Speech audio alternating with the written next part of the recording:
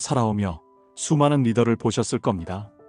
가정을 책임지는 가장으로, 조직의 중심이 되는 선배로, 그리고 때론 마을이나 공동체를 이끄는 어른으로서 여러분 스스로도 리더의 역할을 해오셨죠. 그런데 리더라는 말, 요즘 세상에서는 말 잘하는 사람, 눈에 띄는 사람에게 붙는 경우가 많습니다. 하지만 정말 그런 사람이 좋은 리더일까요? 200년 전 조선 땅에도 그런 고민을 했던 분이 계셨습니다. 많은 벼슬아치가 백성 위에 군림하던 시절, 혼자서 조용히 그러나 굳건히 사람을 먼저 생각했던 인물, 바로 정약용 선생님입니다. 이제부터 그분의 이야기를 통해 우리가 살아온 인생을 다시 한번 되돌아보고 앞으로의 길을 어떻게 걸어갈지 함께 생각해 보려 합니다. 말이 아닌 마음으로, 지시가 아닌 공감으로 정약용 선생님은 리더십의 참모습을 200년 전에 이미 보여주셨습니다. 그 삶을 천천히 따라가다 보면 지금 우리에게 꼭 필요한 따뜻한 깨달음을 만나게 될지도 모릅니다. 백성을 먼저 생각한 마음, 따뜻한 리더십. 정약용 선생님께서 남기신 말 중에 이런 구절이 있습니다. 굶주린 백성 앞에서 세금을 말하지 말라. 단순히 옛글에서 볼 수 있는 표현이라고 넘길 수 없습니다. 이 한 문장에는 사람을 향한 깊은 이해와 공감, 그리고 진심 어린 배려가 담겨 있습니다. 당시 조선 사회는 백성들의 삶이 고달프고 하루하루 끼니를 걱정하는 사람들이 넘쳐났습니다. 그런 현실을 누구보다 잘 알고 있던 정약용 선생은 책상머리에서 법만 들이대는 관리가 아니라 백성의 눈높이에서 그들의 삶을 함께 들여다보려 했던 인물이었습니다. 먹을 것이 없고 속이 텅 빈 백성들에게 왜 세금을 못 냈느냐며 채찍을 휘두르던 다른 관리들과 달리 정약용 선생은 먼저 그들이 처한 사정을 살피고 때로는 세금을 미루거나 면제할 수 있는 방법을 고민했습니다. 그분에게 정치는 사람을 살피는 일, 그리고 리더란 마음을 헤아리는 자리였던 것이죠. 이 시대를 살아가는 우리 중장년 세대도 많은 이들을 이끌어 오셨습니다. 가정을 돌보며 자녀를 길러내고 회사나 조직에서 후배를 챙기며 앞장서서 어려움을 헤쳐나오셨죠. 그래서 더더욱 정약용 선생의 말씀이 가슴 깊이 와닿습니다. 진짜 리더십이란 말이 아니라 마음이고 지시가 아니라 공감에서 출발해야 한다는 것. 가족을 위할 때나 후배와 함께 일할 때나 이웃을 대할 때도 상대방의 입장과 형편을 먼저 살피는 따뜻한 시선이야말로 지금 우리에게 가장 필요한 품격 아닐까요? 정약용 선생은 200년 전 사람이지만 그분의 리더십은 지금 우리 삶 속에서도 여전히 빛을 발합니다.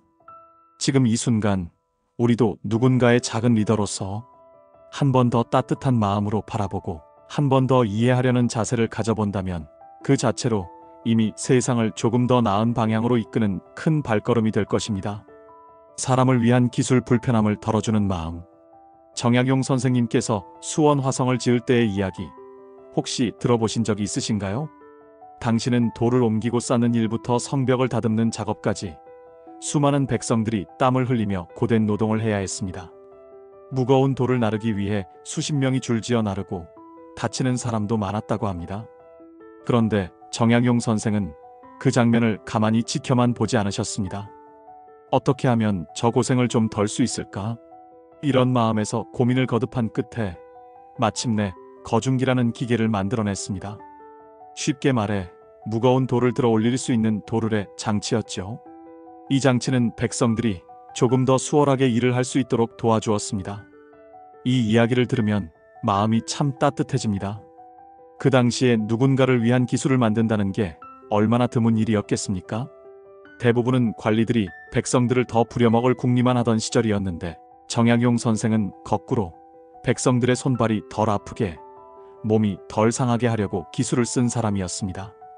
우리는 흔히 기술이나 제도라고 하면 뭔가 거창하고 멀게 느끼지만 정약용 선생이 보여준 건 바로 그 기술과 생각이 사람을 더 편하게 하고 고통을 줄여주는 데 있어야 한다는 점이었습니다. 지금 이 시대도 마찬가지입니다. 말 한마디도, 어떤 제도도, 그리고 우리가 일상에서 사용하는 작은 기술 하나하나도 누군가에게 힘이 되기도 하고 반대로 더 어렵게 만들 수도 있습니다. 내가 좀 더 편하려고가 아니라 상대방이 조금이라도 덜 힘들었으면 좋겠다는 마음. 그 마음이 담긴 배려야말로 진정한 리더의 마음 아닐까요? 여러분께서도 가족과 주변 사람들을 위해 늘 더 많이 생각하고 더 많이 손 내밀어 주셨을 겁니다. 정약용 선생의 이 이야기는 바로 그런 따뜻한 마음과 깊은 배려가 사람을 살리고 세상을 바꾼다는 걸 보여주는 아름다운 본보기가 됩니다. 배움은 끝이 없다. 인생 후반의 자기개발. 혹시 정약용 선생님께서 유배를 18년이나 당하셨다는 이야기 들어보신 적이 있으신가요? 그 긴 세월 동안 고향도 가족도 떠나 외딴 시골에서 외롭게 지내셨습니다.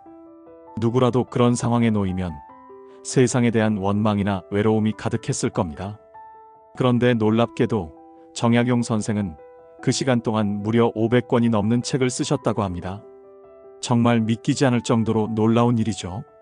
그분은 유배라는 고통스러운 상황을 배움의 시간으로 바꾸었고 그 배움을 글로 남겨 후세에 전할 지혜로 바꾸셨습니다. 우리는 종종 이렇게 말하곤 합니다. 이 나이에 내가 뭘 더 배우겠어. 이제는 그냥 쉬어야지. 하지만 정약용 선생의 이야기는 우리에게 조용히 말을 걸어옵니다. 배움에는 끝이 없다. 나이는 숫자에 불과하다. 인생의 후반부, 오히려 지금이야말로 나를 위해 다시 배움을 시작할 수 있는 시기입니다. 조급하지 않아도 됩니다.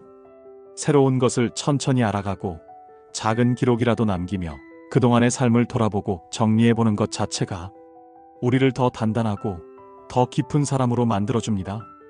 여러분은 이미 수십 년의 인생을 살아오시며 몸으로 마음으로 수많은 것들을 배우셨고 이겨내셨습니다. 이제 그 지혜를 다시 책으로, 이야기로, 혹은 따뜻한 조언 한마디로 세상에 나누실 수 있는 때이기도 합니다. 정약용 선생이 유배지에서 지혜를 쌓아 후세에 전했듯이 우리도 지금부터가 더 빛날 수 있는 시간입니다. 배우고 쓰고 나누는 삶은 결코 젊은 사람들만의 특권이 아닙니다. 바로 지금 우리에게도 가능한 일이자 가장 아름다운 인생의 후반부 여정일 수 있습니다. 청렴과 바른 길, 흔들리지 않는 중심. 정약용 선생님 하면 많은 분들이 먼저 떠올리는 단어가 있습니다. 바로 청렴입니다. 그분은 평생을 정직하게 그리고 바르게 살아가려 애쓰셨죠. 벼슬자리에 있었을 때도 남들처럼 사사로운 이익을 챙기거나 권력을 등에 업고 자신의 자리를 지키려 하지 않으셨습니다. 자신이 옳다고 믿는 길이라면 주변의 눈치를 보지 않고 묵묵히 걸어가셨습니다. 그렇다고 선생께서 순탄한 삶을 사신 것도 아니었습니다. 오히려 여러 번 탄압을 받고 긴 유배 생활까지 겪어야 했죠. 하지만 선생은 힘들고 억울한 상황에서도 자신의 뜻을 굽히지 않았습니다. 그 중심에는 정직함과 바른 마음가짐, 그리고 청렴한 삶에 대한 고집이 있었습니다. 사실 우리 삶에서도 그렇지 않습니까?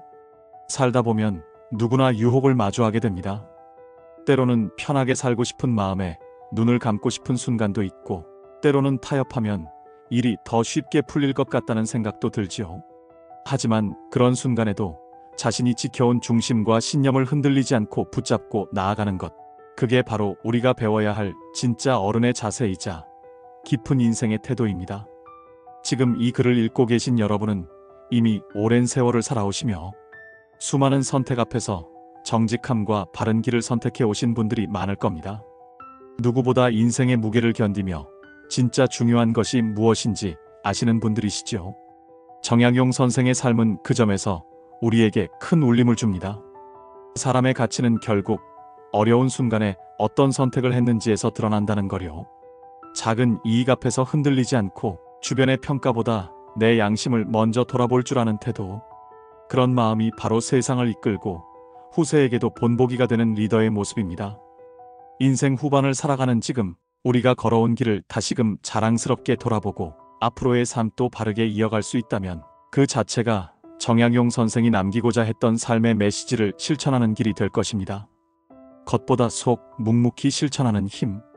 우리는 흔히 리더라고 하면 사람들 앞에서 말 잘하고 눈에 띄게 행동하는 모습을 떠올리곤 합니다.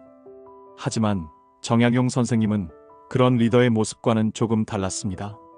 선생님은 스스로의 이름을 드러내거나 뽐내기 위한 말을 하신 분이 아니었습니다. 오히려 묵묵히 조용히, 그러나 깊고 진심 어린 행동으로 세상을 바꾸셨죠. 수많은 책을 쓰면서도 내가 이런 걸 했다는 식의 과시나 자랑은 없었습니다. 그저 백성들에게 조금이나마 도움이 되기를 바라며 지식과 지혜를 글로 차분히 남기셨습니다. 그분에게 중요한 건 내가 드러나는가가 아니라 무엇이 사람들에게 진짜 도움이 되는가였습니다. 우리 주변에도 정약용 선생님처럼 조용히 실천하며 살아오신 분들이 많습니다. 가정에서는 가족을 위해 헌신하고, 직장에서는 말없이 자기 역할을 다하며 조직을 이끌고, 지역사회에서는 묵묵히 봉사하고 베풀며 살아오신 분들. 아마 이 글을 읽고 계신 여러분들 대부분이 그러한 삶을 살아오셨을 것입니다. 큰 소리를 내지 않더라도, 눈에 띄는 행동을 하지 않더라도 늘 뒤에서 사람을 챙기고 묵묵히 자기 자리를 지켜온 사람. 그런 사람이야말로 진정한 리더이자 우리 사회가 꼭 필요로 하는 귀한 존재입니다. 요즘 세상은 보여주는 것에 집중하는 경향이 강합니다. 겉모습, 화려한 말, 눈에 띄는 결과에만 관심이 쏠려 있는 경우가 많지요. 하지만 결국 사람의 진가는 조용한 실천과 꾸준한 정성 속에서 드러납니다. 정약용 선생님의 삶이 바로 그 증거입니다. 세월이 흘러도 사람들의 마음에 남는 건 큰 목소리보다 진심이 담긴 행동, 겉모습보다 속 깊은 진정성입니다. 지금까지 살아오시며 묵묵히 해오신 모든 행동, 그 자체가 세상에 깊은 울림을 준 진짜 리더십이라는 사실을 꼭 기억해 주세요. 말보다는 실천으로, 겉보다는 속으로 세상을 바꿔온 여러분의 삶이야말로 가장 귀하고 아름다운 본보기입니다. 정약용 선생님의 삶을 따라가다 보면 한 가지 분명한 진실에 닿게 됩니다. 진짜 리더는 높은 자리에 있는 사람이 아니라 사람을 생각하고 실천하며 살아가는 사람이라는 것.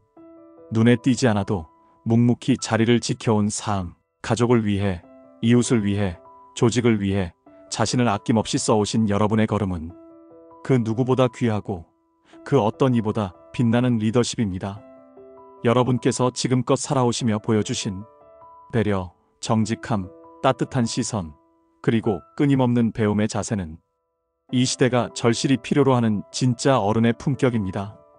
정약용 선생은 200년 전 사람이지만 그분이 보여준 리더의 자세는 지금 이 순간 우리 삶 속에서도 여전히 살아있습니다.